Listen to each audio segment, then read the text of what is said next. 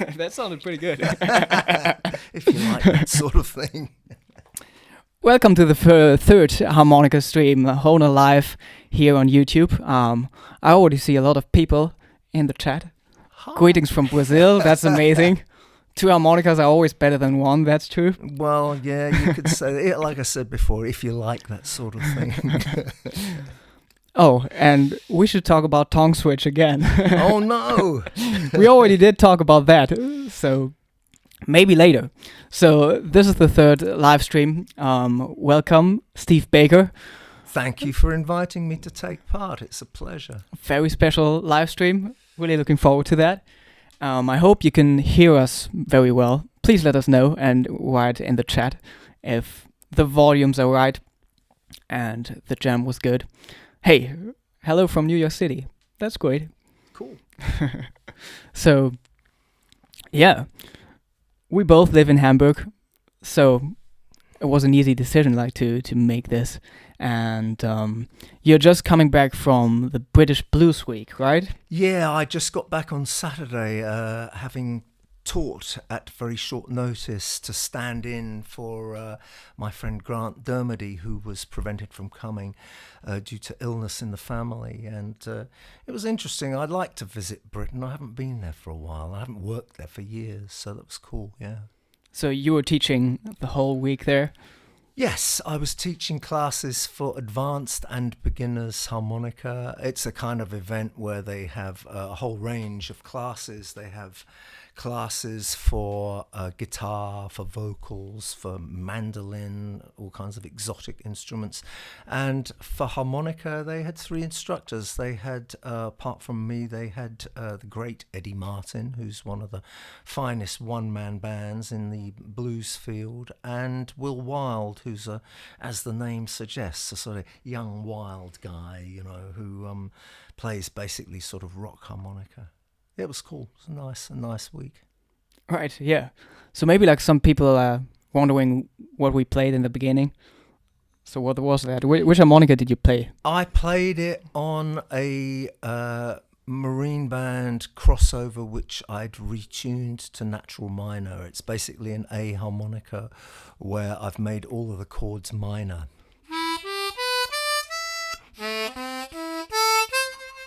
So that it's, you have a, you know, if you play it in second position, you have a minor tonic and a minor subdominant. And I've always had a huge weakness for reggae rhythms because it's something that is, I guess I grew up with, you know, coming from London. It was a very popular music style in those days. And so I've always enjoyed the idea of trying to adapt it to the harmonica. Yeah, so I had to catch up somehow. I don't have a minor tuned harmonica. That's because Howard thinks it's cheating. So I was just playing a regular C harmonica, playing in 5th position, playing in E minor, and just like trying to play the A minor chord, just using notes of the C major triad we have available. It's the on best the way to blow do notes. it. If you're going to play a standard tuned harp, it's really the only practical way to get the Yeah. notes. Which is why, as a lazy person, I take, you know, alternate tunings. And it sounds good. And we had like a great chord in the end, like Yeah, sure. great little voicing. So yeah. So next up is Torun, the harmonica festival in Poland for you. Yeah, the organizer, Sławek Wiecholski, is an old friend of mine. I've known him for over 20 years, and he puts on this really extremely nice harmonica festival called Harmonica Bridge, which takes place in Torun. And Torun is the birthplace of the great scientist Copernicus. It's an ancient university town. There's a statue of him. Sure, Right, I've seen it. He's and it's a red brick walled town on the mighty Vistula. So it's a really nice place to visit. You can just have a great time, you know, as a tourist. So we're going up a day early, spending all of Friday driving in order to spend all of Saturday hanging out and enjoying the place, which I'm looking forward to. It's a great festival. You should consider going. Yeah. Well, I've been going there now for, I think, the last 15 or 20 years. I think I started going in the end of the 90s, early 2000s. And Slavik puts on a great program of harmonica-related music, which is completely stylistically free of being tied down to one kind of direction. Yeah. So you can have anything from sort of jug band blues to classical music to jazz to, harmonica trios, you name it. He has it all. That's true. Yeah. So Leo from Brazil wants us to play more reggae. More reggae? Well, I only know one tune. You can play something switching between D minor and C major. Ooh, D minor and C major. I can, actually, yes. Amazingly enough.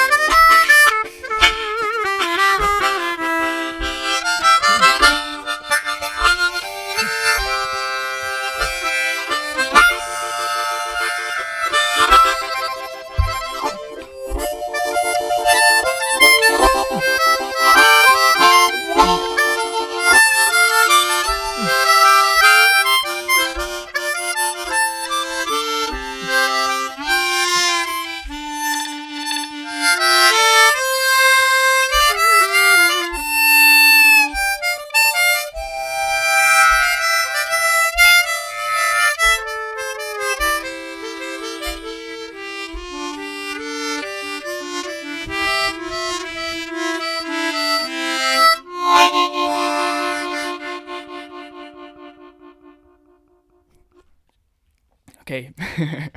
So we can play these two chords too. Well, yeah, there's only two chords on the harmonica, so you've got to make the most out of them. This is another, of course, cheating special tuning, which was actually... was it also a minor tuning? Yeah, but that's where you basically make the draw chord D minor and the blow chord you leave as it is. This was thought out by the person who introduced me to my former partner, Chris Jones, Dale King. I don't know if you know Dale, but Dale heard of his name, yeah. He's an American harmonica player who lives in the middle of Germany. And he thought this up in, I think, the mid-90s, early 90s. I've used it on recordings as well because it's somehow very nice because you've got these lovely two-part voicings where you can go...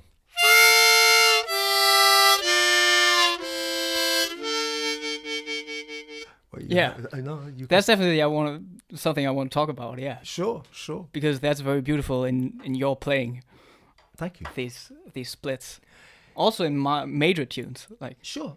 I've always liked that because this is why I've never really subscribed to the sort of the purist viewpoint that one should learn to play everything on a regular tuned harmonica, because I like chords.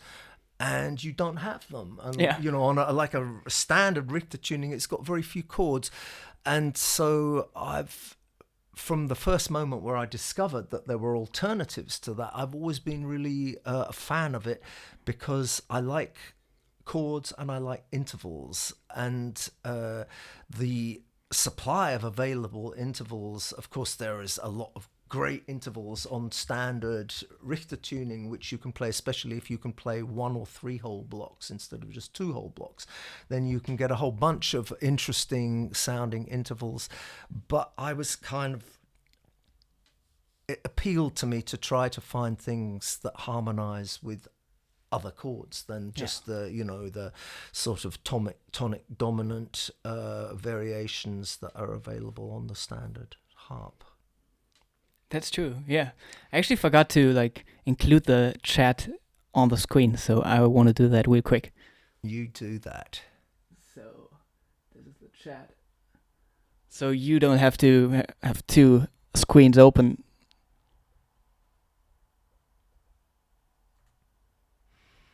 The wonders So of now science. it should be displayed on screen All for right. everybody.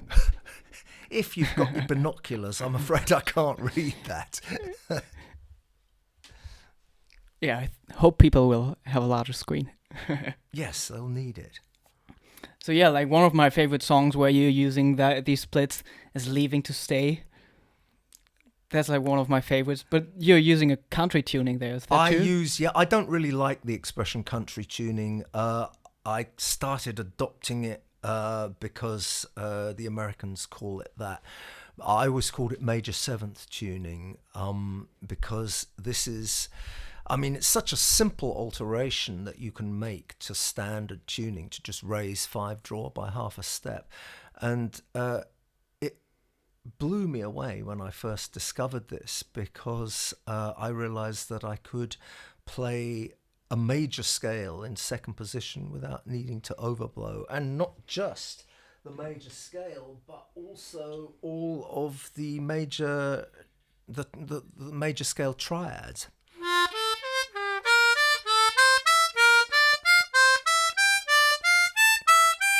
They're all there. Yeah. And so when I discovered this, I immediately started using it for playing ballads, and that's what Leaving to Stay is a ballad by Johnny Lang, which my friend and long-term musical partner, Abby Wallenstein, does a wonderful version of. And there it works very well. It works for a lot of major key ballads. And the thing is that you've got first of all 3 of the 1, 4, and 5 chords as 3-note chords. And you can even play the 5 chord as a that's what I'm talking an inversion, about. which is totally cool with a 2-hole block, and then you can actually get sounds like that which you can't play on the harmonica otherwise,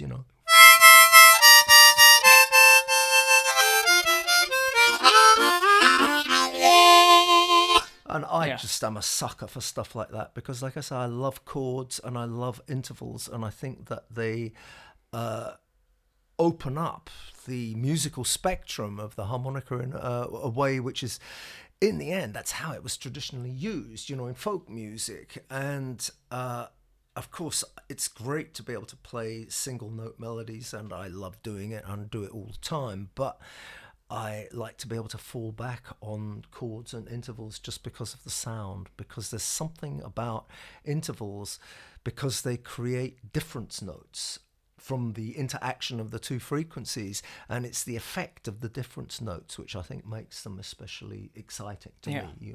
That's what I like about listening to them. And even only melodically, when there's a heavy major melody with a heavy major 7 in there, I'm thinking about should I really play this in 2nd position and play the 5 all over blow? I'm not sure. It's difficult. I mean, it's great if you can, but I can tell you that, I've had a lengthy career as a studio musician, because I started playing studio sessions shortly after I came to Hamburg in the late 70s for mostly sort of German pop productions.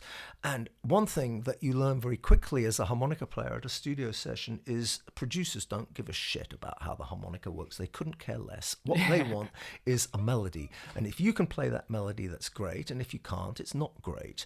I ended up using this major 7th tuning I must have played it on at least half of all of the studio jobs I've ever done, all the sessions I've ever done, because it works. And in the end, in that situation, it's like you're not doing it to prove how clever you are. You're doing it to make the song work and to make the producer and the artist happy. And if the producer and the artist are happy, then maybe they'll call you again. You know, it's really about conserving your job opportunities, you know.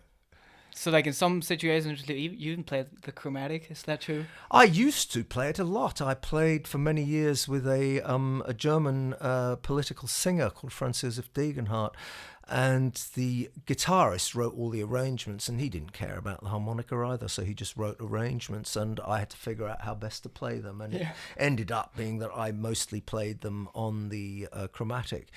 But I've gotten out of practice because I stopped playing with him a long time ago, and since then I rarely have opportunity to use it. I might occasionally do it for a session for the sound, but I'm not a very good player anymore on the Chromatic. But still, like, I think the recording I know is actually the one where that was produced by Dieter Bohlen.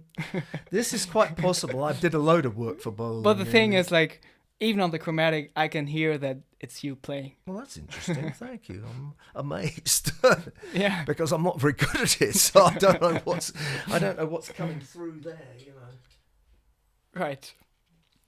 But yeah, so when did we first meet, or how did that happen? I remember, like, I was basically using your backing tracks online because I found them, but I wasn't allowed to.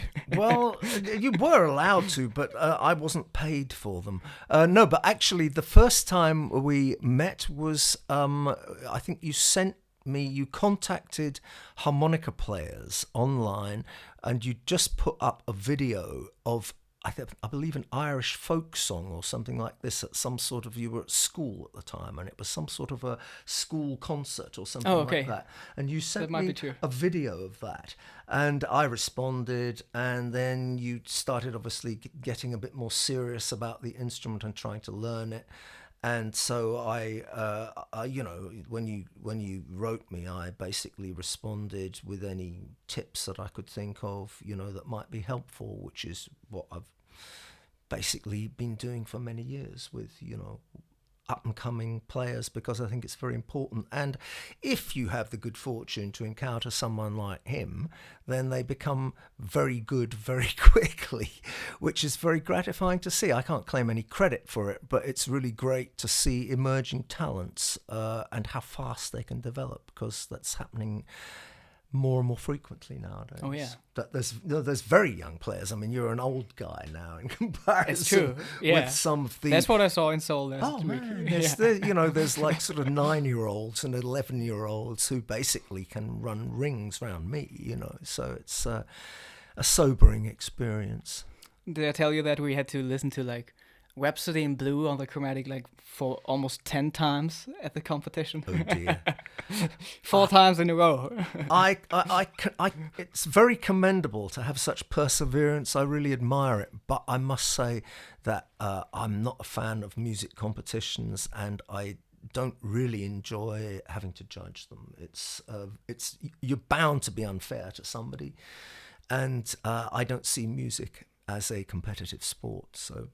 Yeah. You know, but I guess so many people put in so much effort, and if it helps them play their music better, then I'm all for it. But I can't say that I've ever been moved to take part in a competition myself. Okay, so people are writing, "I love you, Steve." Thank you. From who is this? I don't know. It's like his YouTube name.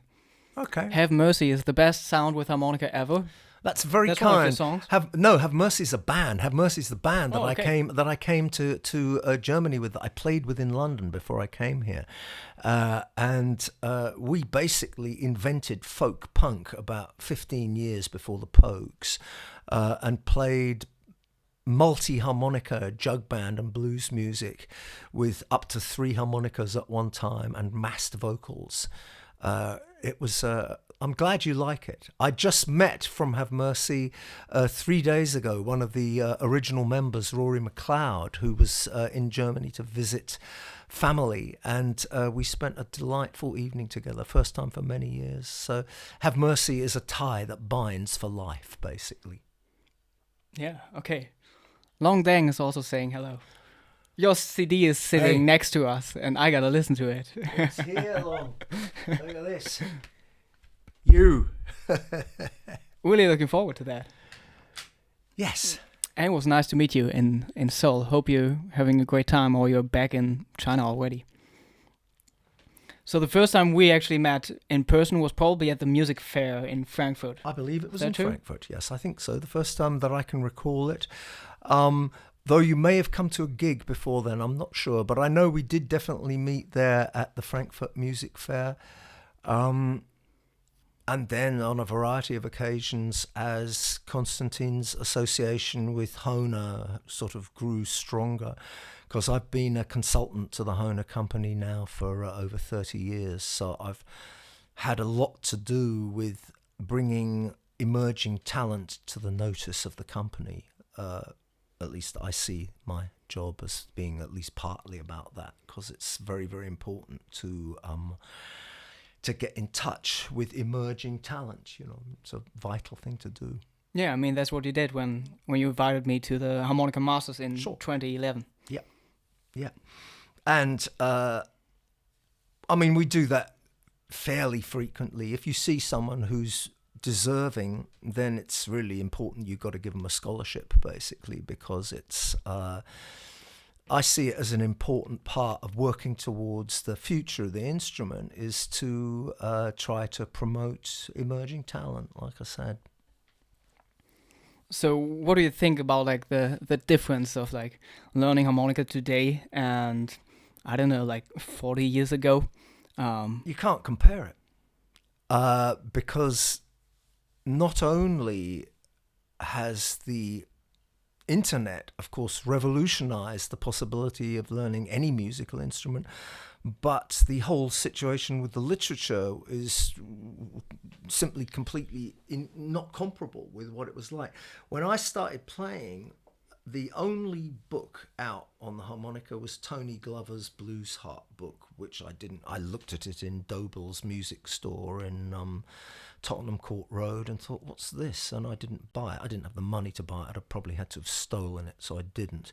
But there was nothing. There was no instructional material available, and there was no teachers. So everyone was self-taught, and everybody was completely isolated because harmonica players at that time were few and far between. And so unless you happen to know someone locally who you could, you pick their brains, get them to give you a lesson, show you stuff, which I never had the privilege of doing, then you were pretty much left to your own resources. And so I taught myself completely on my own from records, basically.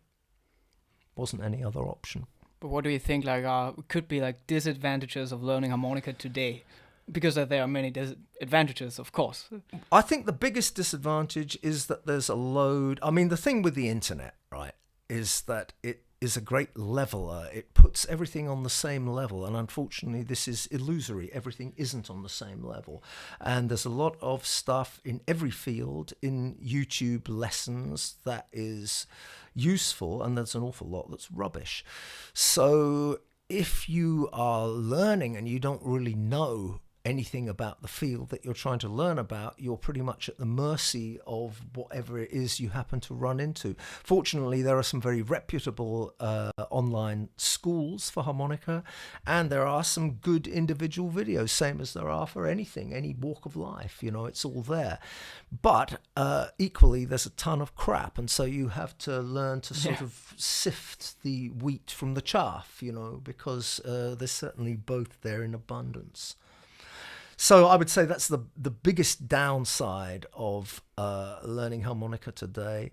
Otherwise, just like with anything else, the information is there. So if you want it, you can get it. Yeah. And I think that's fantastic. It's a really great thing that has opened up in many different walks of life and many different areas has opened things up to everybody, which were previously the domain of a privileged few. So that's cool by me.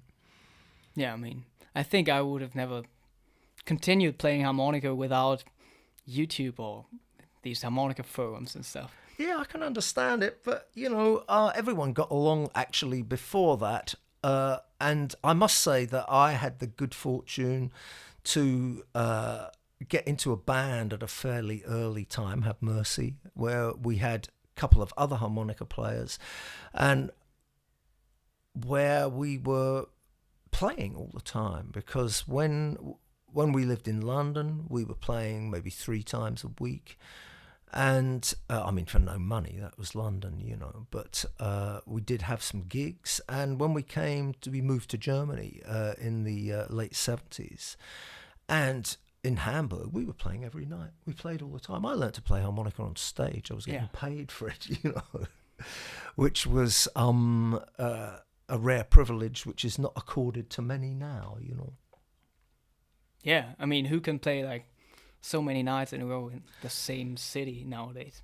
Yes, it's virtually impossible. But then it was normal, and that was one of the very cool things about it. That even though it was like low-level gigs, you were going out and playing every night, and I loved that. I found it a really, it's the best way to learn, and that's one of the things that Hamburg has offered musicians over a long period of time, because that went on until even now, if you don't mind that you're not being paid a lot of money, there's gigs, you can go out and play quite a lot, because there's an active music scene. And that wasn't the case in London. It was much harder, also much bigger, also just worse paid and all that. So it's still the thing that I say to anyone who wants to learn any instrument is go out and play, because that's the way that you learn more than anything else. Yeah, that's true. Robert Davis says more opportunities to learn with the internet, but less live music and chance to play. Too right, mate. That is definitely the case, and it's something which has gotten worse over recent years, to the point where in the US and Great Britain, an awful lot of people are basically giving up because there aren't any gigs, or if there are gigs, they're not getting paid for them. I think that that's a great loss, because I don't see where emerging talent on any instrument is going to have the opportunity to develop if there isn't the opportunity to play. You've got to get out and play. And even things like jams, which are free and which theoretically anyone can take part in, are becoming fewer and further between. And I think that's a great loss. That's true, yeah. So like the initial discovery of like the harmonica as an instrument, or getting the inspiration to play, that's like by accident, mostly. Yeah, I think it is. The thing is, right, now you can study harmonica, but in the end, I think the thing that decides whether somebody goes for a particular instrument or not is a matter of personal chemistry.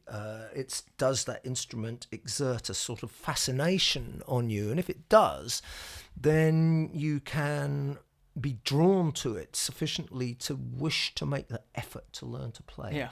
And if you're not, then you won't, and that's just in the nature of human beings, I guess, that you need some reason to go to all that trouble. It's like, if you want to play the guitar, you've got to go through the painful phase of developing calluses on your fingertips.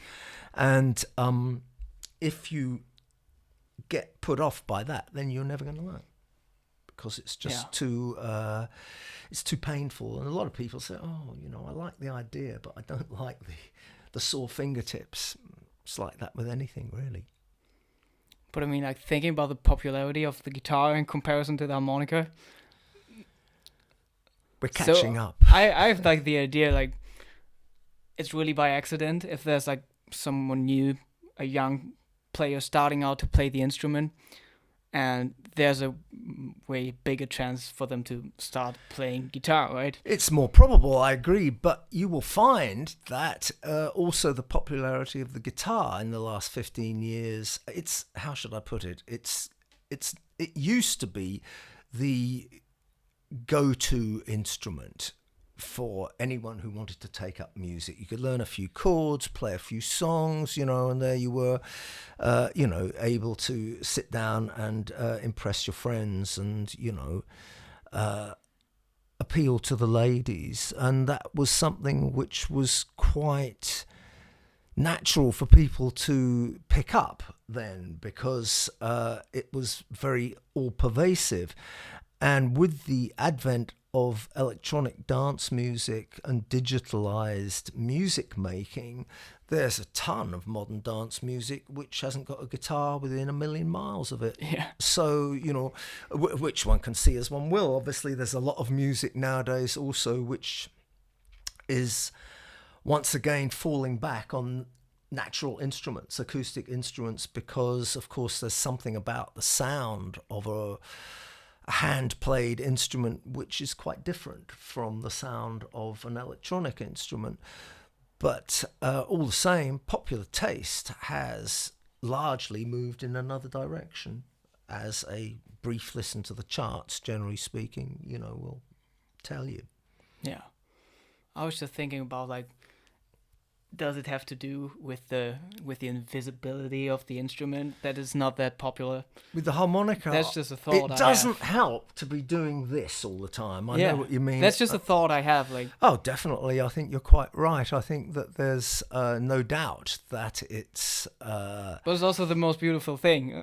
Well, yeah, I mean, the harmonica is a great instrument because it's completely non-visual, including the fact that the player's even covering up their face while they play it, Yeah, doesn't look good.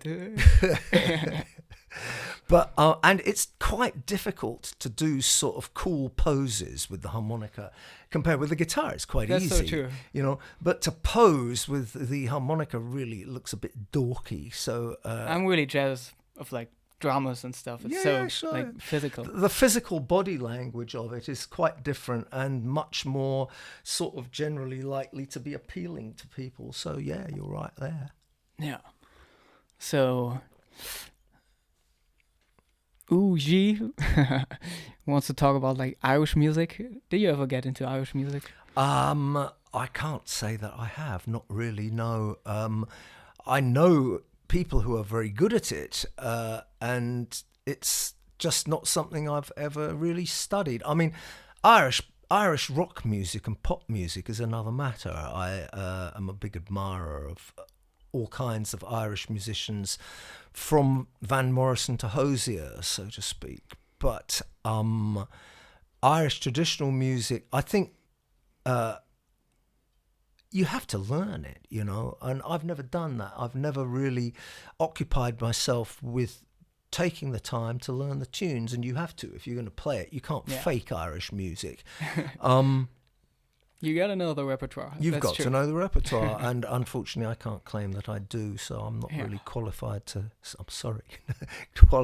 say anything about that. Listen to Brendan Power, he's very good at it. I think we should play some more. Zedori is asking, like, how we approach solo harmonica playing. Stick to the 12-bar blues format. I try to avoid solo harmonica playing, if I'm honest. It's like it's a sort of, for me, solo harmonica playing was something that I was forced to do when the guitarist broke a string, so it was never a choice to do something I particularly desired to do. It was just, oh God, what am I going to play now? I was never really a huge fan of solo harmonica. I know that I'm, of course, being dismissive of many great traditions, and I wouldn't want to be dismissive of them. But I think that playing 12 bars on your own is quite difficult. And I've tended to go more for sort of simple things which use a tongue block rhythm and which have a simple melody rather than the blues, I've got something that we can play. Oh, okay. This is. I was just about to Huh? Or did you suggest have a something, What but were yeah. you going to suggest? You suggest. What I was was just thinking if you wanted to play over a D minor montuno. What's that?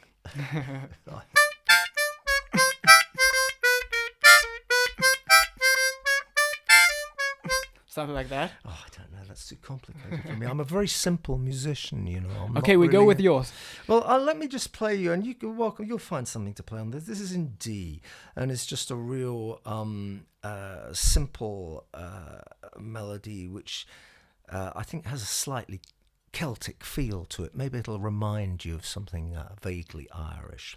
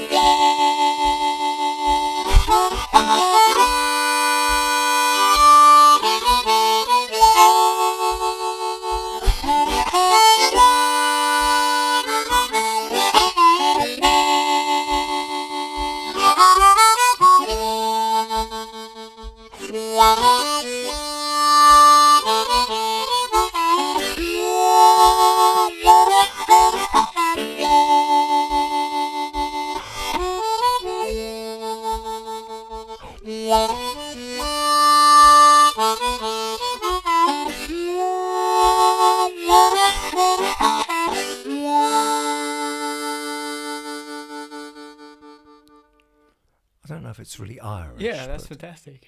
So, well, it's very simple, but So you're obviously like tongue blocking the whole time playing that. not really. Then, yeah, with something like that, you need to, because you can't get the sound. If you're going to play these things like with these,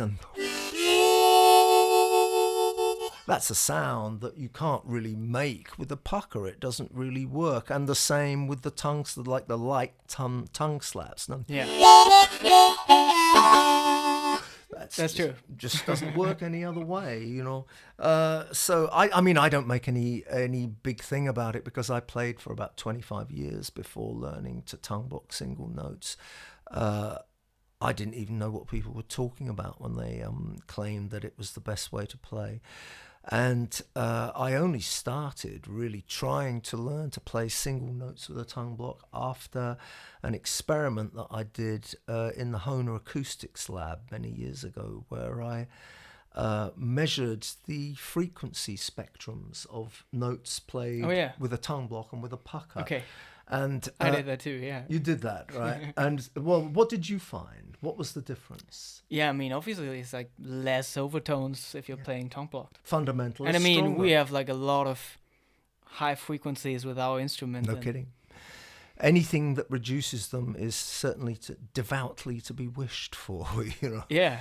Because that's to make it sound like more like an instrument. Well, it makes it sound more fundamental. I mean, what I notice is simply that with the pucker, the fundamental was weaker and the first 3-4 overtone fractions were stronger, and the other way round, with the tongue block, the fundamental was stronger and the overtone fractions were weaker, no question. Yeah. Presumably because of the larger space inside the mouth when you move the tongue forward, so you're creating space at the back, I would imagine. So you have a very big wah sound. Do you actually like hold the upper holes of the harmonica against your face while doing that?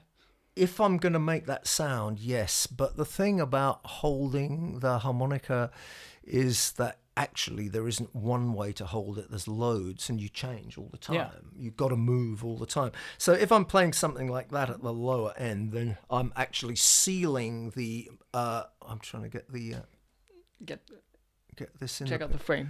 I'm actually sealing the harmonica between. I'm holding it between the first joints of the index fingers, folding the hands around it, putting the sides together, and then putting the right thumb on the end like this, and the other thumb inside like that. And this allows you to get a complete seal, so that you don't really hardly let any of the sound out. So that you can get a very tight seal, and that is certainly helpful for the wahs, but it only really works for me at the bottom end of the instrument. It doesn't really work further up. So there you've got to adopt another position. But it's certainly very useful to lay the harmonica against your cheek when you're playing like that. I do that too. Yeah, for the wah, if I want to get a big one. Yeah, or also just to get a dark tone because of it being an enclosed tone. Yeah. Because in the end your hands are of course functioning as a filter, and that is very helpful to be able to then have the maximum amount of control over that, So I guess that's why that style has developed, Right, yeah. So Rockendombe is asking if you know Mariano Massolo. Yes. From Argentina. Yes, great player. Yeah. Adam Fox is writing, that's what I love about harmonica, no finger coordination required. My fingers never obey my brain. I hope that your tongue obeys your brain. Otherwise you're in trouble. Really love that smooth tongue blocking playing. And Leo Brazil is asking if I overblow tongue blocked. The truth. I mean, like, there was a time where I actually was into Dennis Grunling very heavily. Yeah, sure. And I knew that he was tongue blocking everything. Sure. And I thought, okay, if he does it, I have to do it too. Yeah. So I practiced all that stuff tongue block too. Yeah. And I was playing 100% tongue block for some time actually. Mm-hmm. But it's just not as smooth. No. And as legato as playing that stuff with lip pursing. I mean, yeah, these are like... That's like tongue blocked right now. Amazing. But I could play it even better like with the lip pursing, so... I think, it's really important to realize that technique is a tool. It's just something to get you to your musical goals. And as an end in itself, I find it singularly pointless. Because it's great, if you can use technique in order to play cool music, that's great. But there's a tendency that people tend to overvalue technique for its own sake, and I'm not a fan of that, because I come from a very simple musical background as a self-taught musician, and I like I'm just as much a fan of, let's say, The Clash as I am of Miles Davis. I like both, and I think that there's a great virtue in simplicity. And some of the most moving music that I've ever heard has been extremely simple. I once went to see the great jazz pianist Abdullah Ibrahim, Dollar Brand, as he was called at that time, in Hamburg, and he was playing all this unbelievable, it was a tribute to Duke Ellington, I think, where he had this fantastic American jazz combo, like a three-piece bass drums, and I can't remember what it was. Maybe it was just bass and drums and him on the piano.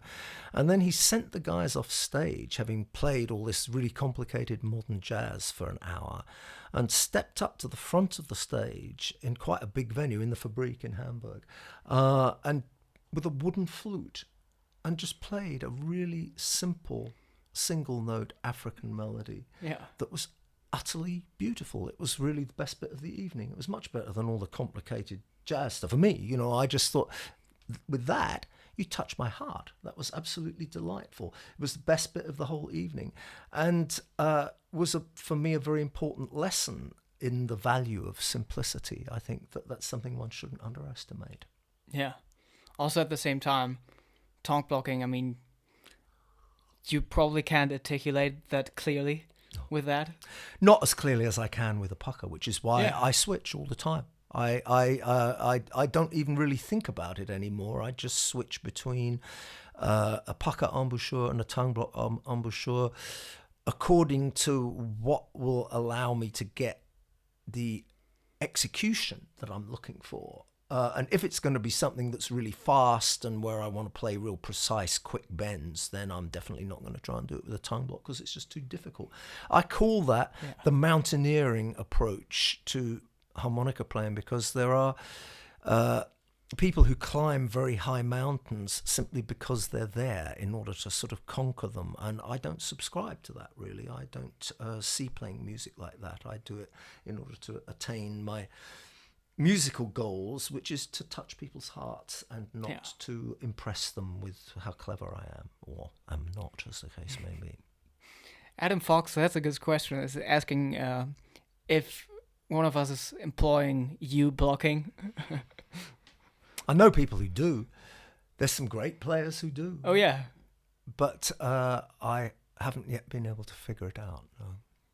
So, like, the interesting thing is there was at a harmonica festival in Estonia, and I went there, and Philip Achille was there too. Right. Who's an amazing chromatic harmonica player, playing both classical and jazz music. And jazz, right. He's a student of Jimmy Hughes. Good man. Yeah. And we were talking about Embouchure, and he told me, we were talking about you blocking too. Yeah. And he told me that he's a pucker player, but his thinking is that he's actually using the U blocking, but way further inside of his mouth. So to focus the airstream even earlier. Okay. So this way he has the ability to like take the harmonica further into his mouth while playing pucker. That is very important, but I would point out that it's possible to take the harmonica way far inside your mouth even if you don't do that. I mean, if I play with the playing with the pucker, don't know if you can see that on camera. Yeah, you're also like, but I've got my upper covering lip at least like right 2/3 of the. Oh, over more like 3/4. And the bottom lip is over about half the lower cover plate, because if I'm playing with the pucker, I tilt up and back, so I don't. Hey, it's horses for courses. If that works for him, that's great, you know. But I think that really. It's one of the things about the harmonica, that it's an instrument that different people play in very different ways, and that's part of its charm, that, you know, one can do that. Yeah, because actually I was noticing at that moment that I'm doing exactly what he told me. Really? Yeah. Mm-hmm. And I mean, also, if I play a single note, I can cover like the whole cover plate, the whole upper cover plate, and if I take the harmonica out of my mouth, this doesn't look like I could ever. Yeah, but that is a U block. That's play a single. That's definitely a U block. What you're doing there, because you're curving the tongue. But the tongue, you had a curve in it before. But it's like way inside. But further back. Yeah, right. Interesting. Yeah. Yeah, I think that in the end, though, the decisive thing there is really how it's positioned in your lips. I don't think that the tongue is channeling air, because you've got a closed chamber that's only open at one side, and the air is only able to go out through the hole. So I would be a little skeptical about that explanation. And I think the important thing is the large throat opening, and the fact that you're moving the air from the diaphragm is what makes the fullness of tone, you know. Yeah. Rather than necessarily. But if it works for Philip Achille, then it must be okay. Far be it from me to disagree. So that's a quick one. What's your favorite harp key? I would say B flat. Yeah, I'm kind of with you there. I love B flat. With me, it's either B flat or G. I'm very fond of G. Yeah. But you can't do everything on G, whereas on B flat, I find I can play pretty much all the things that I want to play. That's true, yeah. It's a lovely key. And if you play in second position, you're playing in F, which is the key of love, and a very, very lovely key. Lucas Martini is asking how we improve the tuning of the bending and overblows when studying. If we use a tuner or piano or our ears. I would suggest using anything you can get that is available, because if you've got, I mean, you can get a chromatic tuner because there's really good freeware apps that you can just put in your mobile phone, and they are now pretty accurate, so you can certainly control your intonation like that. It used to be that the only viable way to do it was controlling it with another instrument, with a keyboard you need or some a guitar. reference. You need a reference tone, and it doesn't really matter what your reference tone is. Yeah, And but I think it's better like to have like an oral reference than like a visual one. Yeah, I know what you mean, because you train your ear better, and an awful lot of the thing of trying to become a better musician rather than improving technique or something like that is that you have to pursue ear training, and you have to learn to recognize intervals and recognize chords and all that kind of thing. So recognizing correct intonation is a big part of that. But it's easier to control it if you've got a dial, a visual guide, because there you can actually watch how much exactly in which direction a change in your throat shape, mouth shape, for example, affects the pitch of a note. And I think that's helpful information. But there's nothing wrong with a reference note. You know? So, favorite harp key, favorite harmonica player. I don't say anything to questions like that. That's not a good question. No. How about low-tuned harmonicas? Do you have a favorite key? Key? I don't generally enjoy playing below low D. Anything that's below low D for me becomes cumbersome, difficult, and too slow in the response to be much fun to play, so I don't bother. Yeah. I think the lowest one I have is a low B flat, I think. Yeah, I've got a low B flat, and I have used it live, and for some things it is really cool. Oh yeah, I even played like bass lines with that. Oh yeah. I mean, they're like, if you see the Marine Band Thunderbird, it's I think the best available low-tuned harmonica, and it's really pretty powerful for an instrument at such a low pitch. I think I might even have one here. Let me have a look if I can find it. Yeah, I might have taken it out. Yeah, this is one. This is a low B flat. And I mean, that's pretty mighty, you know.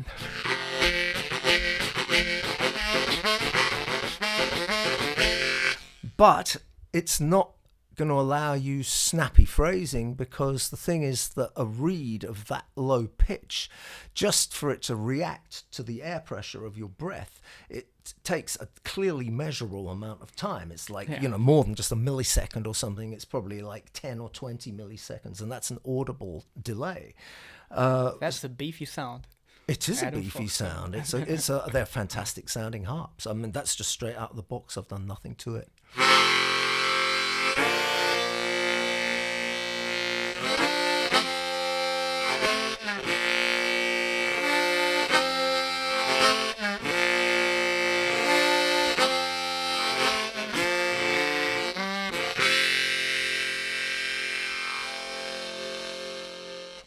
I mean, it's a beautiful sound, but if you wanted to play something sort of fast and snappy, then it's not where you would want to be looking, really, you know. And also, I think they're like, compared to other low harmonicas, the Thunderbirds are tuned very well. Like, I think they are, yeah. I mean, it was a lot of work because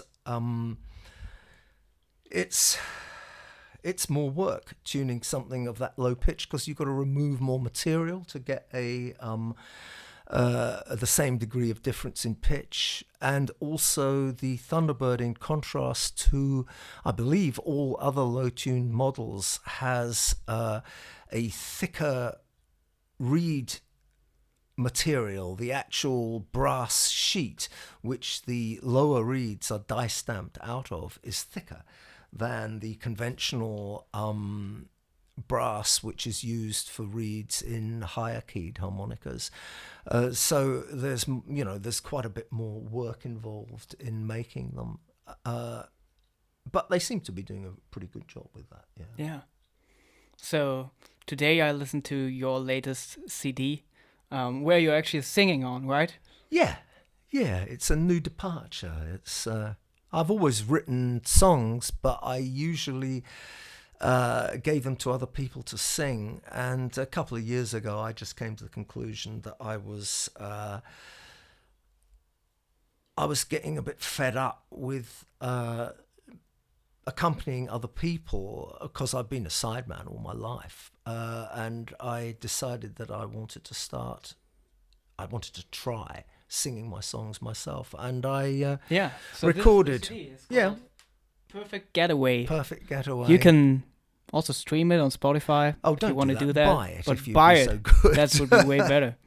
You can get it from iTunes and all of the usual sources, or directly from Time Zone Records from their website.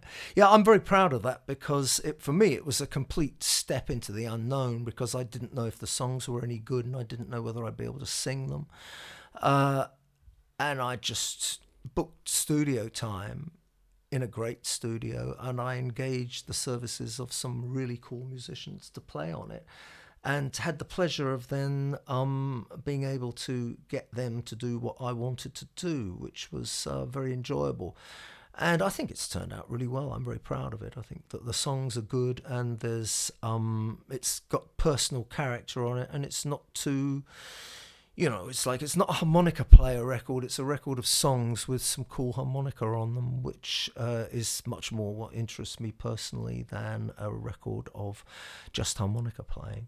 Oh yeah, a lot of different styles on there too. Oh yeah, sure. Do you think like starting singing, or the singing, has influenced your harmonica playing? Well, I haven't got quite as much time to do that. Okay, yeah. I don't play as much, so I use the harp in a different way, because when I accompany singers, which, as I say, is what I've done for most of my life, I tend to work by creating arrangements around the vocals so that I can complement the vocal lines. And that usually therefore entails either playing fills or between the vocal lines, or also playing under the vocal. If you're careful, you can do that. Not every singer likes it. A lot of them hate it. Yeah. But a lot of them like it if you can do it without being intrusive. And that automatically basically falls away if you're singing yourself. So I tend to use the harmonica on my own music a little more sparingly, and I concentrate on playing an intro, play some sort of hook, maybe play a short solo, but not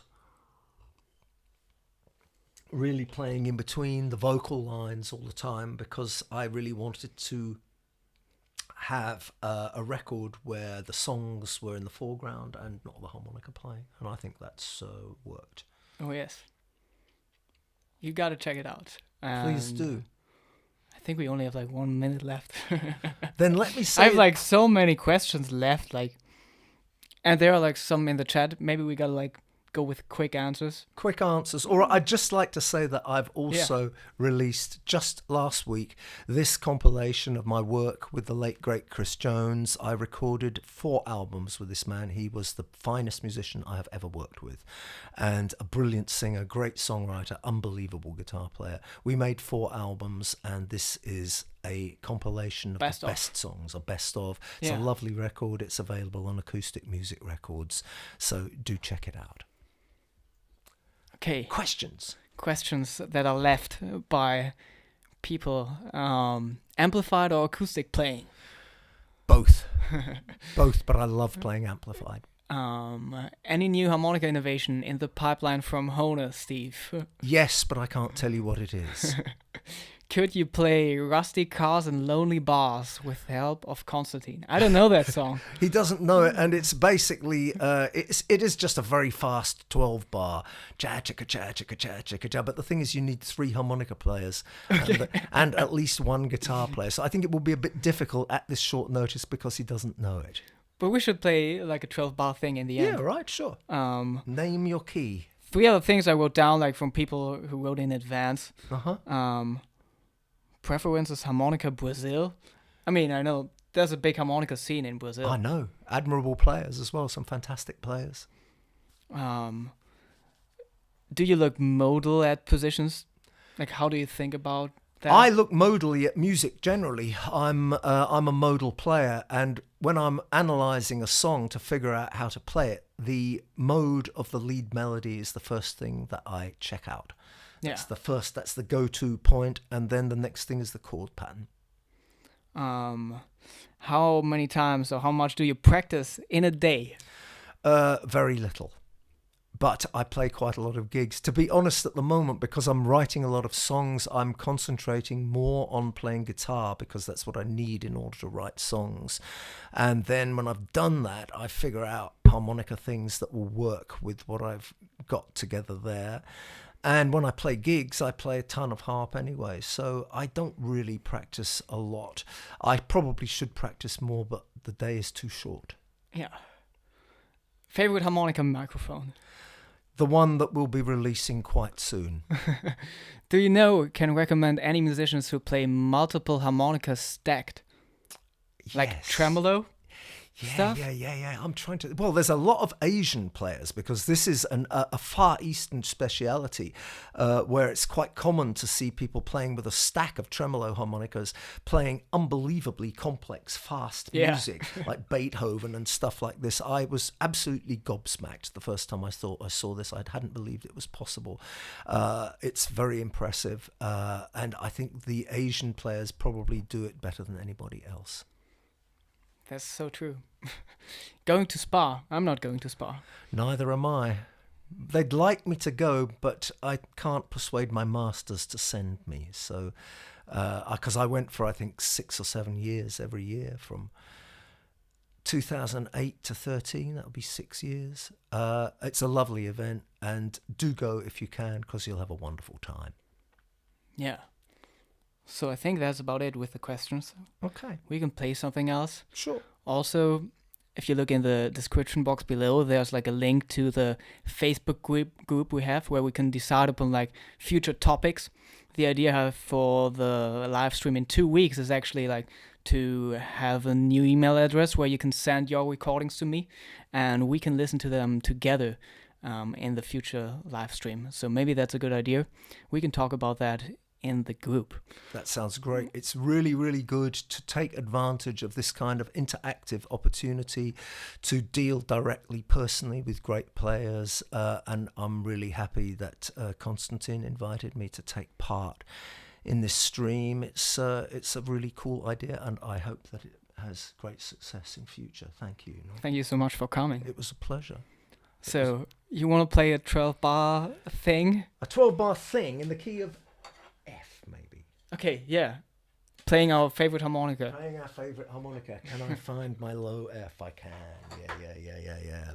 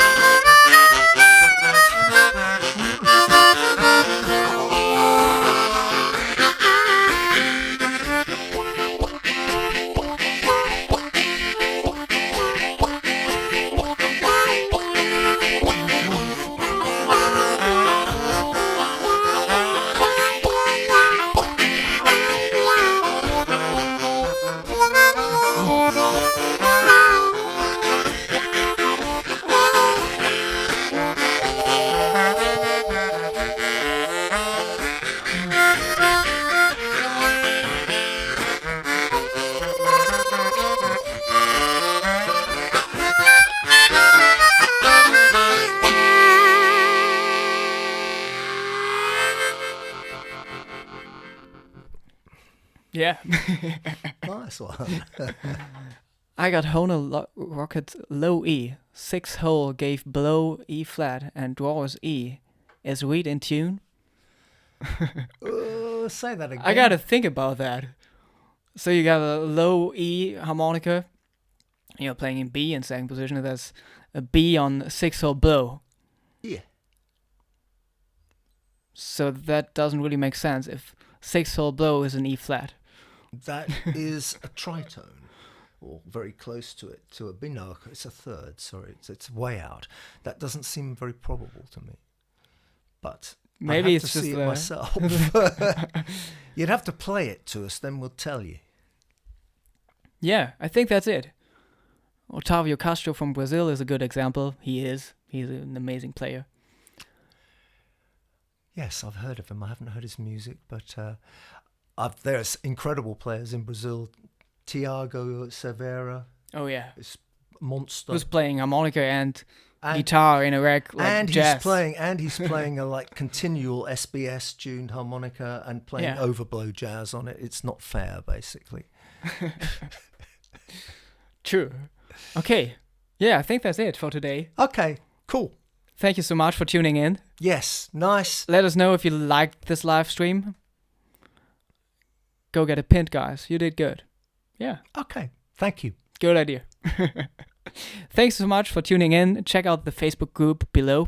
And I will see you again in exactly 2 weeks. So that will be Thursday again at 9 p.m. Central European time. Hope you have a good day, a good evening, wherever you are. Thank you so much, Steve, for coming around. And check out his CDs. I'm going to link his website in the description below too. And see you in 2 weeks. Yeah. Bye-bye. Tune in again. Bye.